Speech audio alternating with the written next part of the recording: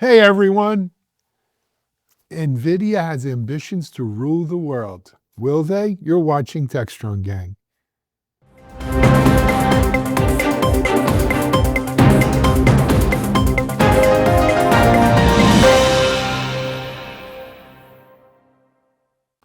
Hey everyone, happy Thursday. Wow, it's Thursday already. This week's flying by, it seems like. I don't know. You know what they say, as you get older, the days grow longer, but the years grow shorter. My days are growing shorter and as well, so I'm not quite sure. Anyway, we've got a lot to go over on Techstrong Gang today, and we've got some great people to discuss it. I feel like I want to introduce her first because we don't get a chance to see her as often on the gang these days as she's doing her thing. But let me introduce you to Futurum analyst, all around good person, Camberly Bates. Hey, Camberly, how are you? Good morning from Colorado. Doing pretty well. Oh, you're home in Colorado. That's great. Home in Colorado. I'm taking tomorrow off to go ski, hopefully. So we'll see. Good for you. Enjoy it. Enjoy it. We might as well stay in Colorado then if we're already there. Just go into, well, you're northeast of Denver, right, Mitch? Yep. I'm northeast. He's a stone's throw from me. A stone's throw, a Colorado stone's throw, because the air's lighter up there. A rocky stone throw. Right, but they travel further, right? I remember playing golf up there, hitting it like in Aspen. I was hitting it like you Tiger. Gotta drop a club. Yep. Yeah. Gotta drop a club, like. Mitch Ashley, future VP DevOps analyst. Hey, Mitch, how are you? I'm doing really well. That's the end of my golf advice that I have. Other than that, you're on your own. No, you know this, Mitch. When I was there, it's still secure with you. I used to go play golf a lot. I used to play with Larry Middle, who was our CFO, and he was a good golfer. Man, and I used to see him hit the ball up there, and I'd be like, holy mackerel, these people, they must grow like crazy people in Colorado. They hit that ball so far. Could hit 8-iron, 160 yards. Yeah, no, nowhere you else. could. But here You could. And that's why we don't have a decent baseball team. Well, yes, those balls fly out of that Rockies Park. But I used to enjoy. Well, we got to talk about the news. We could do Colorado reminiscing over John Denver music and cocktails another time. Yeah, let's move over though to the West Coast where we have our eye on Silicon, the thumb on Silicon Valley. He's our editor, John Swartz. Hey, John, sporting a Georgia sweatshirt nonetheless. I am. I know. Isn't that weird? Incongruous. Yeah. California and Georgia. It doesn't make sense. It's like oil and water. Nothing in common. But I went to school there. But it's good to be here. It's good to have you on here. And, in spite of the Bulldog, we're a Gator family. So, but we'll let you stay on. And then moving from there up to Harrison, he's the dean of Techstrong. I don't know if it's the boys' dean, the girls' dean. Remember you used to have that in school? You didn't have a dean for both sexes. I don't know what that was about. But anyway, our chief content officer, Mike Vizard. Hey, Mike, how are you? Well, I'm here in New York where, hey, everything's turning red, man. And I'm not talking MAGA red. It's St. John's red. Red Storm, the Red Storm. So I'm old enough that it was the Red Men when we were there. When I was there, it was the St. John's University Red Men. Little Lou Carnesecca. He was very fun. Well, I've reminisced enough. I am getting old. Let's stick to the plot here, Shimo. All right. Our first block today is a report on what's happening at the NVIDIA conference, where Jensen Huang and crew are laying out their plans for world domination. Do a little Dr. Evil. Mike, what's going on? All right. Well, it is their annual GTC AI show, and they got new chips. They got better reasoning models and a robot named Groot, which I guess is a nod to I Am Groot from Guardians of the Galaxy. But it's lions and tigers and bears. Oh my, John, you were there. Walk us through what happened. It was, as you said, they threw everything but the kitchen sink and give them some time and they'll probably come up with some AI version of that. So GTC, as Mike mentioned, is in a sense, I think of it now as like the new Apple event. It's this annual event that is larger than life. It's almost like a Martin Scorsese like production. Before Jensen went out to give his 90-minute keynote, there was a 90-minute pregame show with the acquired co-hosts of the podcast. The guests were Jensen, who came on and did his shtick about working at Denny's, Michael Dell, Pat Gelsinger, Bill McDermott. This is just the lead up. So this is presented as a Super Bowl of AI, the center of the AI universe. And it was a very slick, polished event. There were, as Mike mentioned, there's the Blackwell Ultra flagship AI chip for building and deploying models that will help apps reason and act on users' behalf. There was the Vera Rubin next generation GPU, which is twice the performance of the Grace chips. There was, I mean, it's hard to keep track. There was an announcement with GM. There was a factory related announcement in terms of AI productivity.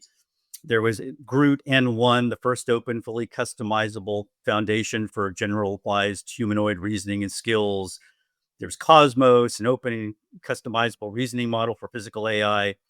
In a sense, they did throw down the gauntlet. And in a sense, what they did is they announced what Jensen alluded to and teased at the CES keynote in January. It was pretty interesting. You know, the funny thing to me, and I kind of use this as a kicker in the story, was that everything was so polished and scripted. There was one miscue, and this was kind of eye-opening to me. There was a small glitch during the robotics announcement, at which point Jensen was somewhat annoyed, and he asked in frustration, "Is there a human who can help me?" Right? Because he couldn't hear in his earpiece. Nobody was saying anything, and he's surrounded by robots. There's laughter in the audience, and then he kind of smiles and says, "It's okay, these things happen, but really, is there a human who can talk to me and help me here?" And that kind of underscored a lot of what they were doing. You know, it's still the human touch. There's still that element that AI has to work with humans. And one of the things that he also mentioned was there will be 10 billion digital laborers in the next several years. And he's saying right now 100% of NVIDIA's engineers are assisted in some way by AI. It was pretty impressive presentation. It was a bit overwhelming. It was a fire hose of news, maybe too much news. But then again, this company's up to a lot. They're partnering with virtually everyone. And they made a very strong, emphatic statement that they are still the company at the middle of the AI revolution, so to speak. Are they going to make those robots themselves, or is that like a demo unit that other people are going to make? It's a demo unit other people are going to make. I mean, it's something that there's elements of it. I remember a couple of months ago, I went to Carnegie Mellon, and I was told that these starter robot kits are becoming less and less expensive, and that we're going to see kind of a rush on in that area. So you don't have to build it from scratch anymore. So that was an interesting angle. They're basically covering all bases. I mean, it's not just this announcement. There's the healthcare announcement they made a couple of weeks ago. Seemingly every vertical market, certainly factories, the automotive market. It's pretty incredible the tentacles that they have and the partnerships they've struck with virtually every big name company. You know, I sat through the hour, was it 2.5 hours or something like that? It went over. Oh my God, it was. Yeah. And then I came away from it and understanding that we were going to be talking about this morning. And I was trying to figure out rank order. What was really important? What was the most important announcement they made? Or what was just the next continuation? And I kind of came away, and I'm not, and so much of this is way over my pay grade. It just like goes woo, right over the head. And I'm trying to, kind of parse it out. But I'm thinking what he talked about from the CUDA libraries, me stood out as the one that most advances, as also creates the biggest moat around his company. Because that is where, and from an NVIDIA chip situation, yeah, Intel and AMD and the other guys can develop it. But it's that software that they've got that's enabling this development thing to me that said, okay, as long as you stay on that edge, this is what you've done. You nailed You know it, what? Camberly. You nailed it. That's exactly their competitive advantage. So you got the the big thing out of it. Another just sort of side of this, you're talking about John, it being such the next kind of new Apple event, right? And NVIDIA being at the top of the pyramid for AI hardware. I also got to believe it's maybe not the main motivator of how they're doing this, but you also got to believe they've got to rebuild their image in the market after losing so much value in their stock. I mean, that one day is not going to put them back at 140 a share, but they've got to rebuild that momentum back up. It's just not automatically going to swing back there because it's such a competitive market. So the more they can define the future, the higher value people are going to see, both wanting to work with NVIDIA, use their software. To Camberly's extremely insightful point there. I'm just giving you props, Camberly. And It's that Colorado thing. we got to stick together as Colorado folks. Anyway, that was my point. I think there's a financial motive to both how this is done and what they're also driving to bring that share price back up. Daniel was on Daniel Newman. Daniel Newman was on one of the Fox Business, CNBC or something yesterday, I think he's on vacation, and he came on just to talk about the NVIDIA piece of it. And what they're probing about was what they're talking about is how big is this? Does this change the ticker number? Does this change where their standpoint is from the stock price? And it's like, I don't think it does, because I think they've been whatever. But anyway, we don't get Camberly. It's funny you mentioned your point about the moat was in the pregame show. There was an analyst on who's very well respected by NVIDIA. That's why they put him on this show. And he was with Michael Dell, and that's exactly what they talked about. Software was the moats. And also, Mitch, you're spot on. In a sense, what Apple would do was they would make a ton of announcements. They're all pretty much incremental announcements. And then they would have maybe one big announcement. They don't do that as often. That's kind of what NVIDIA was doing. They're reasserting themselves. And in a sense, a lot of this stuff didn't jump out or pop out at you, but in a sense, what they're trying to do is is reclaim a little bit of a lost grasp that they have on the market. They still do, but you're right. There were lingering doubts after the stock plunge and the DeepSeek moment. John, what's the timeline on the processors though that are availability? Is that a this year thing or a next year thing? It's next year. So, John, do was the those thing that- processors plug directly into the sun for energy, or how are you supposed to run them?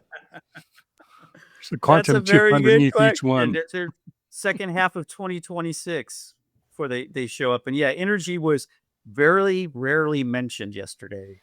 I'm Well, thinking that 2026 date has something to do with that stock ticker not moving too far. Well, so here's my take, and I didn't watch the virtual. I read the Cliff Notes.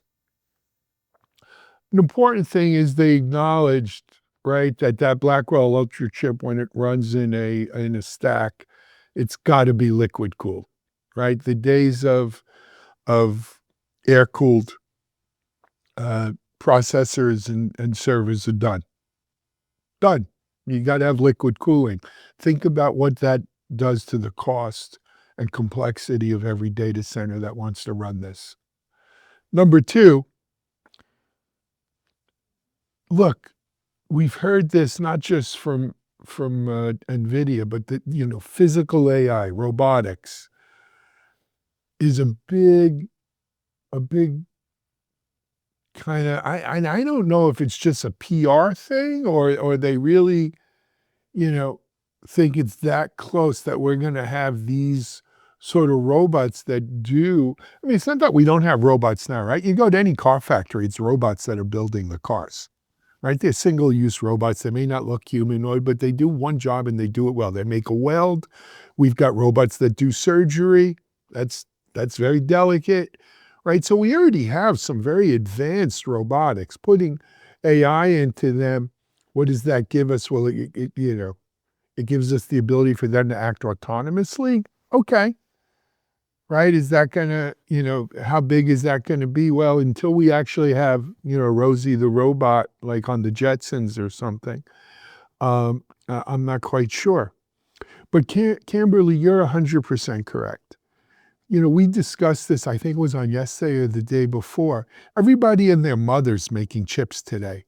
The special the recipe for designing advanced chips is out in the open, I guess, because everybody is designing advanced chips. There may not be the Blackwell Ultra, but they're designing advanced chips. So what does NVIDIA have, right? Because this is a lesson the Wintel monopoly taught us, right? Got to have the software. If you control the software that only runs on your chips, well, then you've built that moat around your chip, around your castle, which is your chip. And so I think that's the real thing there. And though they mentioned it a lot in several different ways about the NVIDIA, software and SDCs and stuff like that, that's going to be the true test of how long NVIDIA retains this preeminence in the market. Now, So you're saying software is the spice, Alan? You the controls spice must flow. I think he's saying CUDA is a set of golden handcuffs. That's what he's saying. Well, it's a lock-in. And when people realize it, they may or may not want to do it. In terms of the stock price, look, yeah, the DeepSeek stuff had its momentary blip. The bigger issue is the hype around NVIDIA is so high. And this happens with these kinds of stocks around earnings, right? It leads up to earnings, and then no matter how good the earnings are, and they had a solid earnings, it takes a hit. And then you have macro conditions on top of that. Are we going to be able to build these chips in the US? Are we going to pay a 25 to 50% tariff on them? Is Taiwan going to be in existence anymore by the time these chips are done? Where are these chips coming from? Who are we going to be able to trade them with? Where are they going to be able to run? How many are going to go to Singapore and backdoor their way into China? There's so much uncertainty and chaos in the world today. How can you go make a bet? How could you go pay 45 times revenue for a security company for $32 billion?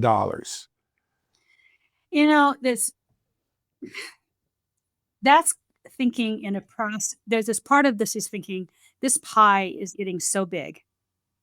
It's not like we're dividing this small little pie up between whatever's doing. But what's happened is that we've expanded where the TAM is, the opportunity is in this market. I picked up something this morning out of one of the reads that I have. Foxconn is talking about saying that by the end of this year, about the end of this year or next year or whatever, their server revenue will be higher than their iPhone revenue for manufacturing. Yes.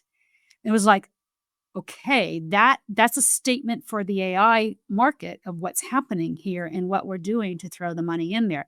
So then the question comes, is that I had this discussion yesterday with somebody, is in order to do all this, we have to be able to see an ROI for these implementations. And are they there? So to me, that's the big lens to look at, saying, is this going to continue? Do the businesses, the governments, the institutions find the ROI, and are they able to deploy these applications there? And I think the answer is yes. We discussed yesterday is one of the analysts was saying the AI is in the trial of disillusionment or whatever.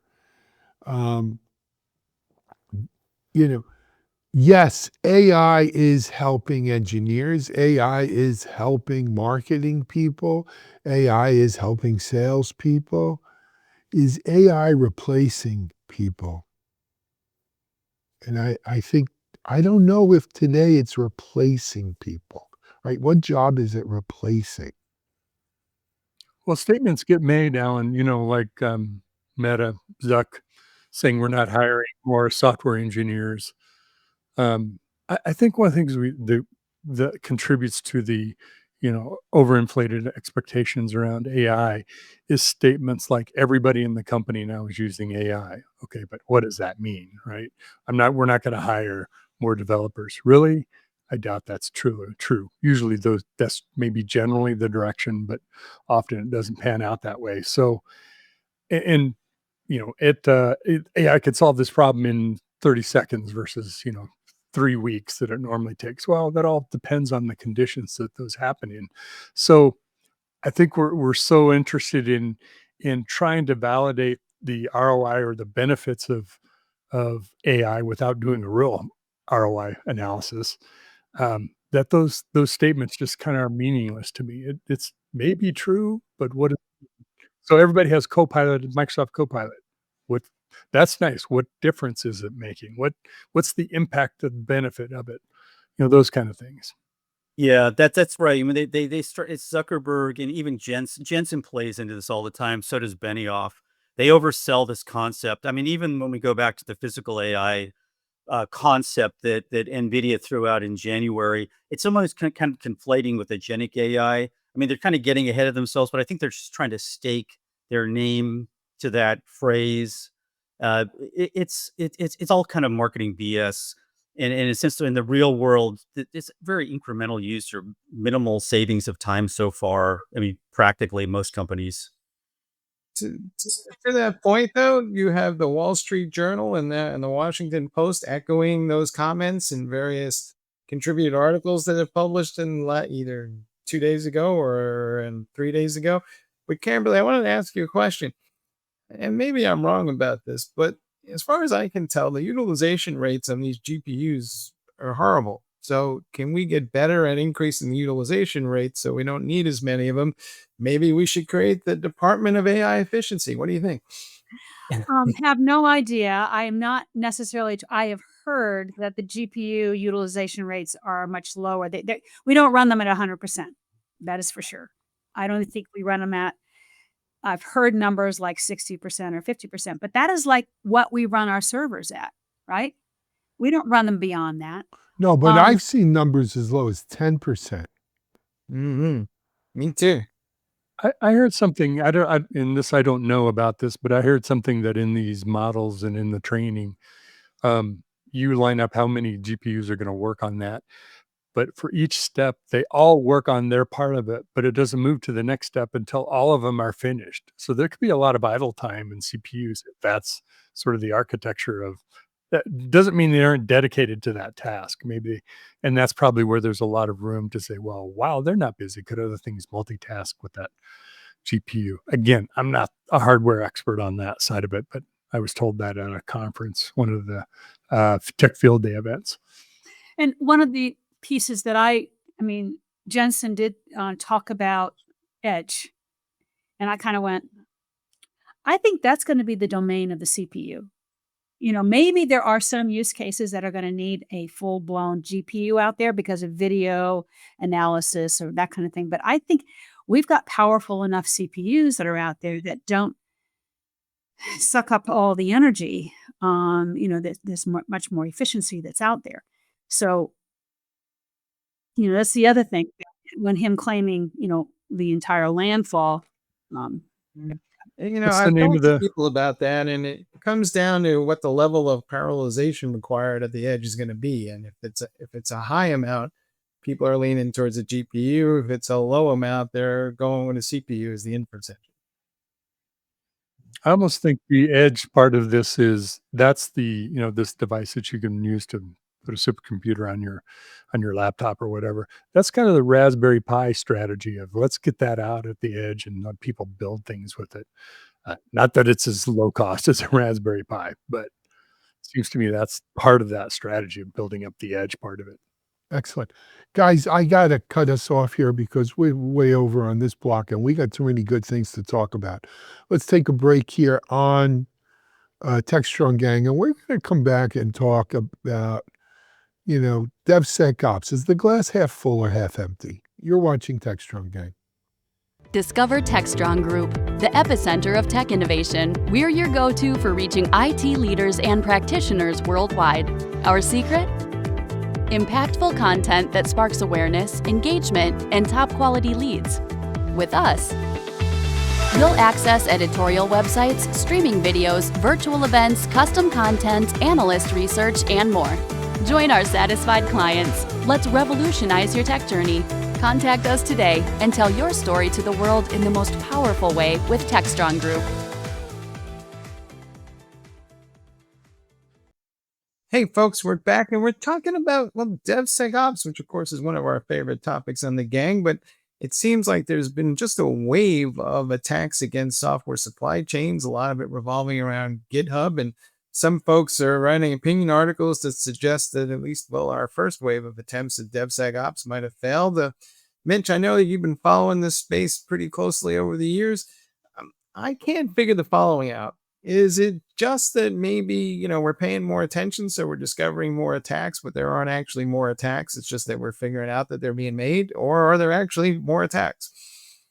Well, there's always more attacks. I think it's kind of like, what size of a TV do you need? Whatever the biggest one they've got, there's more attacks, right? Um, what's happening is the attack surface is changing and expanding, and attackers realize now that I can try to compromise an enterprise by these exploits or these vulnerabilities, but a better way to get a wider spread impact is get into the supply chain of where software is created and distribute my code, my nefarious code, into lots of production environments. Kind of back to the solar wind example, which really brought attention, I think, the most prominently into the supply chain attack. There was examples of this where GitHub recently, with their actions capability, there's some code that you can use to monitor changes to files in the repo, and someone built up enough trust or kind of slipped under the tent and got some code in there. The code only did a call out to go get more code. It was an executable, so you didn't see it. Clearly, if you weren't paying attention, that got distributed. Now, all of a sudden, people who are running that, they've been running it forever, running that same code, are infected. That happened with the XZ or XZ utilities in Linux, where someone got into the development stream and introduced code into the repo. So it's bringing a lot of attention to say, well, it is that did DevSecOps fail? We can't take a narrow view of it's just about developers working earlier on better software security. It's the whole process, both not just your code, but everything goes into making up the code and the platform that you build software, test software, delivered on. That tool chain also has to be secure, because that's the attack vector to get in. Those endpoints end underneath the tool chain. Well, Mitch, everything you said, I don't disagree with. I think the thing we need to remember here, though, is security is hard. Security is hard. If it was easy, it wouldn't be the scourge that it is. DevSecOps is hard. It's even harder, I think, than regular security, because it's not just the purview of the security person. You've got to deal with the platform engineer and the DevOps person and the developer and the tester. And all these people, they're not all big fans of the way security pros go about doing security. They're all fans of quality. No one says, I want to create inferior software, right? I want to be obsolete when I'm 30. But this is such a hard thing. And so when I look at some of the sightings of the articles and so forth for this one, right? Yeah, stuff happens. This GitHub action compromise. It's not the first time a GitHub action has been compromised, and it won't be the last time. What's our realistic expectation? What does success look like in DevSecOps?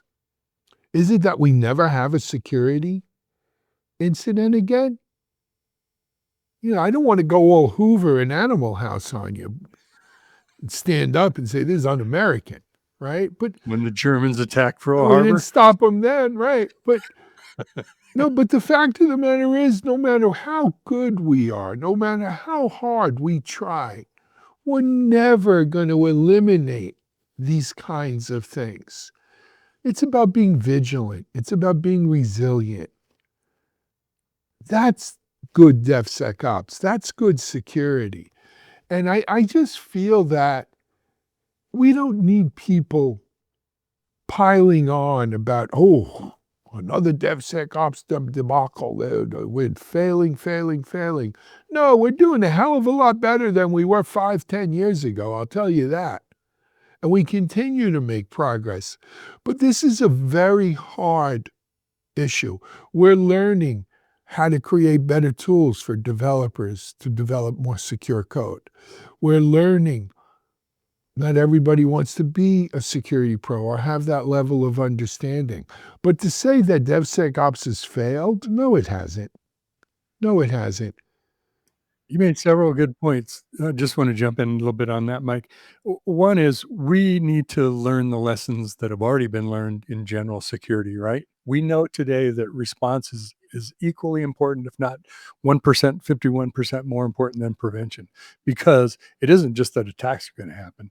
There are going to be successful attacks, whether it's in the software supply chain or against our network or a cloud or whatever it might be. So response is actually extremely important, maybe more important than prevention, because without adequate response, then you really have a problem, right?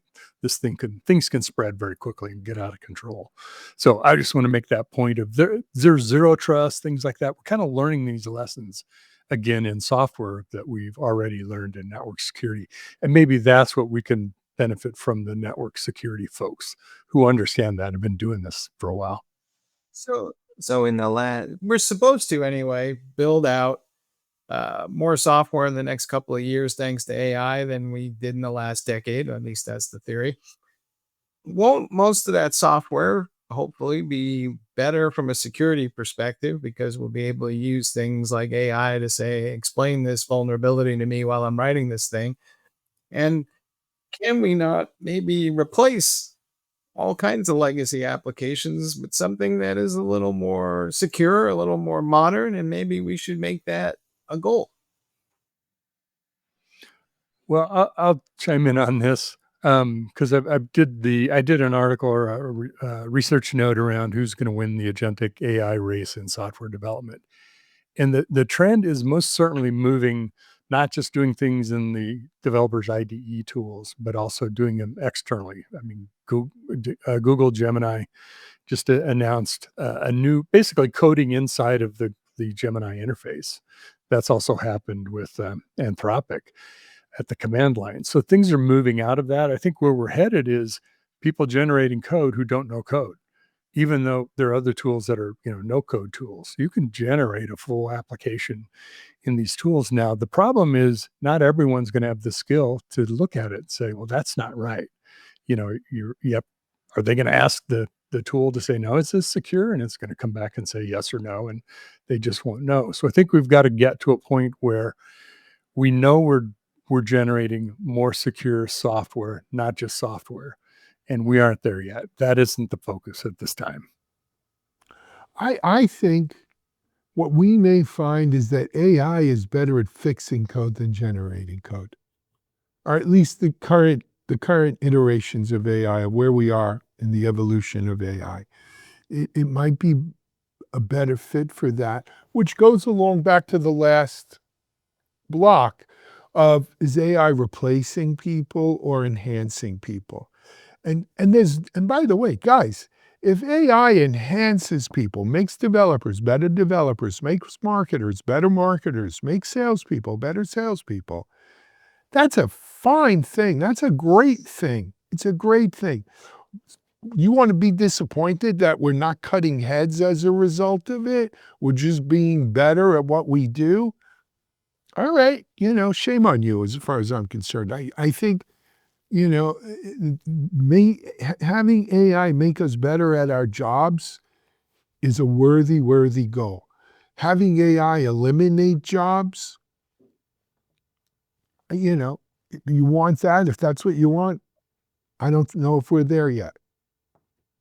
I think the AI, well, that takes us to a different topic, which is saying that AI is helping us build more critical thinking, will help us with critical thinking skills if we deploy them, which goes back to the DevOps, what you were saying, Mitch, about what we're doing now, what you're asking the DevOps people to do, that you have these senior people that can perceive the code, can understand what's doing well.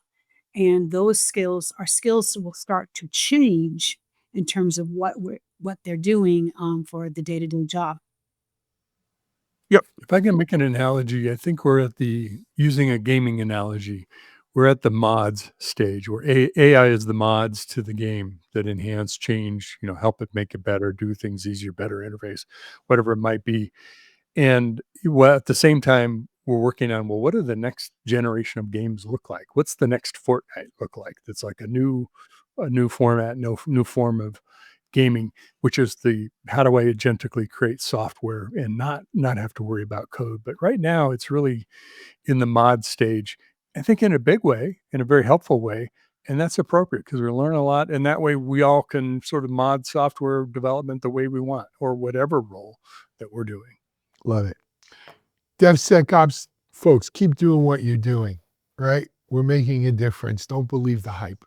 We're going to take a break here on Techstrong. We're going to come back to our C block today, which is a look inside from Citigroup. You're watching Techstrong Gang. SecurityBoulevard.com is the leading resource for news, analysis, and education on challenges facing the cybersecurity industry. SecurityBoulevard.com covers all aspects of cybersecurity, including data security, DevSecOps, cloud security, application security, network security, security threats, and more.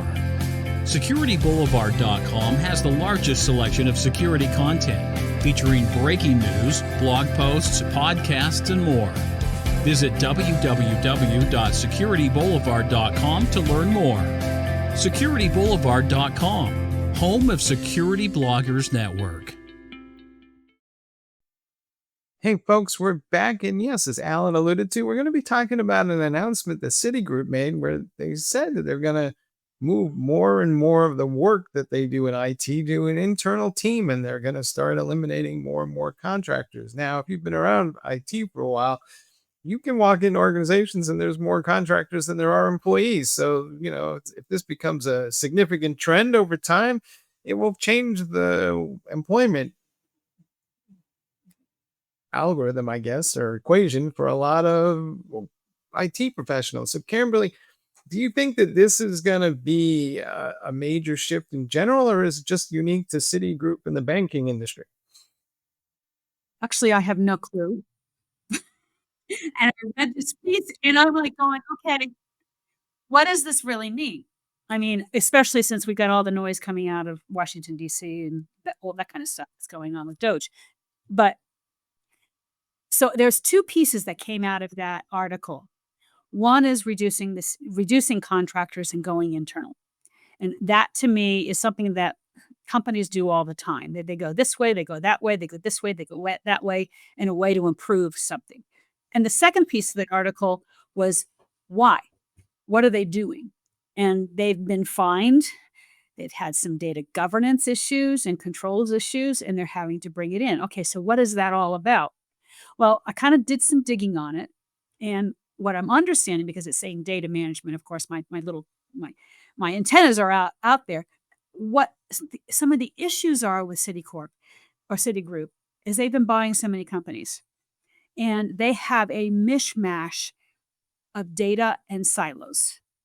And their ability to report to the federal government in a way that the federal government has confidence in their regulatory reporting evidently is what's getting them in trouble. So if you go back down to the underneath part of what their problem is that they have silos of systems out there. I mean, I read one of the articles I read, you're talking about 40 or 50 70 different systems, computer environments that don't talk to each other. And they were also talking about some of the problems they were having in terms of doing work that they have. So one of the examples they gave on wealth management people is saying that it takes them, a week to set up that system for a new person in wealth management, whereas their competition can do this in a day and a half or 2 days. Okay, so when you look at that, you kind of go, okay, is bringing in your staff into your own staff going to improve this problem that they have for data governance? I have no clue because I really don't understand what their problem is, other than they're saying we have a problem with people being external. It's interesting that you mentioned that, Camberly. So Citigroup had been fined with $136 million for not making enough progress on these quote unquote long-standing data management issues. And in a sense, it's probably something that other companies are going to be concerned about. But there was a report. I don't know if it's substantiated that those problems that Citigroup had in particular were tied to some outside consulting. Regardless of how you look at it, they pretty much brought in a new head of technology, a guy from PwC named Tim Ryan, who said we got to address this because we're spending more to address our IT issues and these shortcomings, and that's having an effect on their bottom line and in the way Wall Street looks at them. So in a sense, it's a self-protective move, but it comes in a climate of we don't know what's going to happen in terms of regulatory penalties. We're getting mixed signals from DC. Maybe the banking industry, I don't know how it stacks up against the tech industry in terms of this regulatory oversight, but it's something they're trying to get ahead of. And I don't know if they necessarily are going to solve the issue if they continue to add on or graft on other companies or acquiring of their properties. Well, this problem is not just a recent one. This is going back decades in terms of the ones that saw the sightings.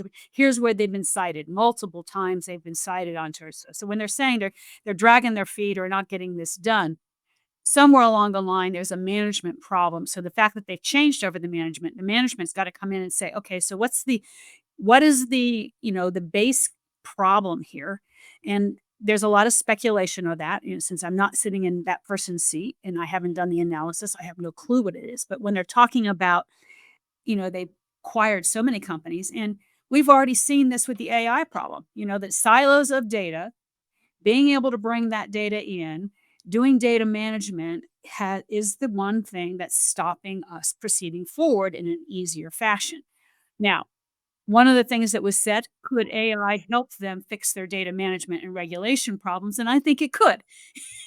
If they want to take all that data and dump it into a vector database of some sort, spend that money, drop it in, create this entire thing, and then say, okay, so give the report, what does the federal government need? The problem with that is I need to show the logic about how I got there as well. I need to prove what that data is all calling me about. And that's what the regulators are asking for. It's like, I need that transparency. It's reporting back to me that is accurate. Does anybody find it ironic that the person leading the charge to get rid of the contractors used to work for one of the largest contractors in the world? And does anybody think that maybe he knows something about contractors and how maybe inherently He knows all the flaws. He knows all the flaws, right? They brought somebody in to troubleshoot who knows all the problems, right? Well, I go back to Alan was talking about security is hard, data is hard in a large organization. I mean, we're talking about behemoth-sized organizations. And to your point, Camberly, about all the acquisitions, it isn't just data; it's data in motion that's changing, and also they have generations of data, right? They have systems that those databases are still running on something designed 15, 20 years ago, and things that are brand new, and you can put them into data lakes and different tools to try to get that. I don't know if this is true in this case, but my experience with audits and regulations is it's sort of a layered onion, right? You provide data, then there's more questions. Then you got to go back and find out how to get that data. Then you've got to respond to the next layer of it until answers are satisfied. And when you can't give them reasonable answers or don't know how to give them those answers, okay, is that a problem? Or is it something's going on here that we is suspicious about, and we've got to investigate further?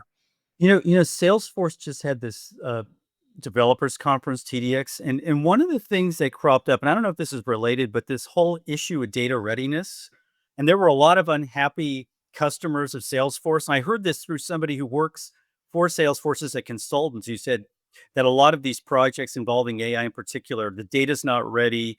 There's a lot of teeth gnashing over this, and that adoption of things like agentic AI are not going to happen until probably even as late as early next year, not this year, as a result. So, I mean, it's just part of this kind of whole equation of weighing cost and benefit, and then fines you have to pay. Well, and there's also just the meaning of what the data is, meaning what is an account? An account in one system may mean one thing and very different in another system. So you've got the semantics of the data, and how do you transform or bridge those gaps? Because those are apps that were built by another company at another time, maybe even internally, just generations of different products. What Salesforce calls an account is not what our accounting system calls an account, right? And that's just one tiny of literally thousands and thousands of data elements. So that transformation, that sort of mental math that you have to do to bring it together to be able to answer questions can be daunting for a large organization. And that's part of it. The other piece to that, the data readiness, John, to your point, is governance issues. So if I'm going to train or do anything with training and analysis, I have to make sure the privacy information is protected. And so that means I'm going to be masking some of that data. And I need to make sure that as it goes through that pipeline, that masking all the way goes through. So that's another piece of it that, when I get to another end, it doesn't reveal itself for one reason or another. So that's part of the other data readiness that we have in terms of the being able to train AI. And you're absolutely right. That is we've had these master data management capabilities for years on data warehouses. And you have these data managers that's what they do. That skill base is a unique skill. And it takes, I had a friend of mine that was CIO for the state of Colorado, and this is like 10 years ago.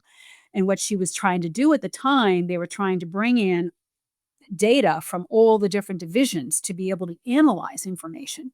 One of the pieces is matching police record information of juveniles with school information to be able to track and see, is there a trending here information. To do that, though, I have two incredibly different organizations that I need to bring the data together and the privacy.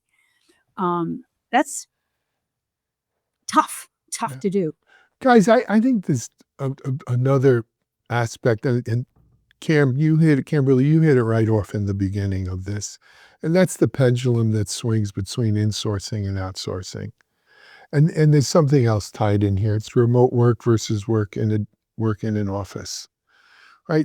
We're not talking about a couple people. We're talking about right now, 50% of the people working on IT at Citi. I don't think they're called Citigroup anymore. I thought they were just Citi now. But 50% of the people at Citi working on IT are contractors. They've outsourced 50% of their IT, and they're getting hit with fines, and there's regulatory pressure. And most of those outsourcers, I guarantee you, probably were hired during COVID, or the contracts were given out during COVID. They're remote workers, and they don't feel like they've got control over things. They want to bring it in-house. They want to bring people back to the offices, to the data center, where we can control these things. And it also may be that given today's it was much harder to hire people, IT people 3 years ago. Today, we got a lot of unemployed IT people. We could hire them maybe cheaper than we were. Maybe it'll be cheaper now to keep them in-house versus doing contractors. It's an excellent point, Alan. Yes. I think that plays into this, man. It has to. I think if you're paying contractors based on outcomes, you'll generally have a better experience. If you're paying them on time and labor, you're going to have a bad experience. There's smarter people than me who do this stuff, so I'll leave it to them. Anyway, speaking of smarter people than me, thank you all for showing up today. I appreciate it. Camberly, it's always great to have you on. Anytime we can get you, you're welcome here on The Gang. Jon, Mitch, Mike, thank you. Thank you out there for watching. I think we have day 2 of a Tech Field Day on Techstrong TV today, as well as some more of our SUSECon coverage from last week, and a whole bunch of other great stuff on Tech Field Day, so stay tuned for that. I wanted to also give a plug. I don't know if we've had a chance. Mitchell, I know you guys did a a research note on the Google Wiz deal that we spoke about yesterday. It's up on the Futurum research site, you and Fernando and Krista. Yes, we did. Yeah, kind of looking at all dimensions and where that might head, and everything from will it pass regulatory, muster, and is this a multi-cloud deal? Is this more than that? What is the purpose? Is it so Go can take on Cisco to try to vie for the big gorilla in the security market? So some really good thought, and then really kind of bringing all the heads together and put into a research note. So thanks for mentioning that. You're welcome. Also wanted to mention, for those of you who have never heard of Futurum Intelligence, no, it's not an oxymoron. It's actually a really great portal of information that our friends at Futurum have been building, and they just released an update to the DevOps information in the portal that, again, Mitchell was an integral piece of. This will be the topic on Monday's show. So stay tuned. Absolutely. We're going to talk about it Monday. If you want a sneak peek, though, go check out Futurum Intelligence. With that, we're going to wrap up today's Techstrong Gang. Thanks for joining us. Stay tuned for Techstrong TV. Have a great day, everyone. We're out.